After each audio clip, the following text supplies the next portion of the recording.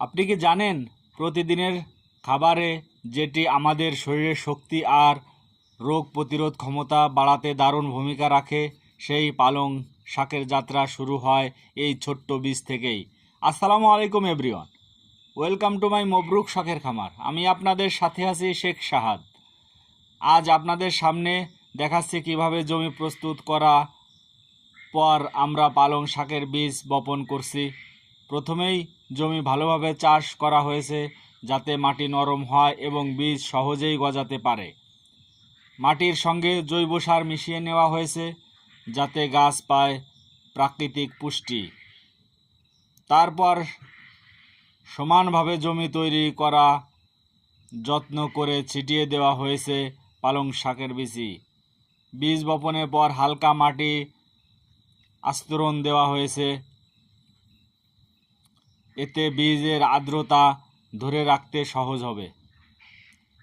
এখন প্রয়োজন নিয়মিত পরিচর্যা, যেমন সঠিকভাবে পানি দেওয়া এবং আগাছা পরিষ্কার রাখা। কিছুদিনের মধ্যেই এই বীজ অঙ্কুরিত হবে আর সবুজে ভরে উঠবে পুরো জমি। পালং শাক শুধু শরীরের জন্য নয়, মানসিক সতেজতা ও এক অসাধারণ উৎস। এতে রয়েছে আয়রন, ভিটামিন ও মিনারেল, যা শিশু থেকে বৃদ্ধ সবাইকে রাখে স্বাস্থ্যবান। তাহলে বন্ধুরা, আর কয়েকদিন পরেই এই জমির ভরে উঠবে সতেজ সবুজ পালং শাক।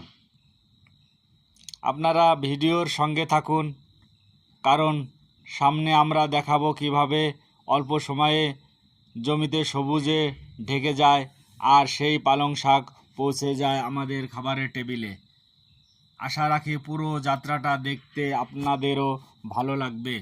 ধন্যবাদ বন্ধুরা।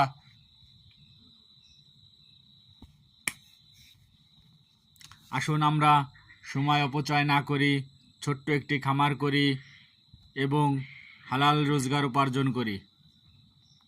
প্লট 1-এ লাল শাক, প্লট 2-এ মূলা শাক এবং প্লট 3 পালং শাক।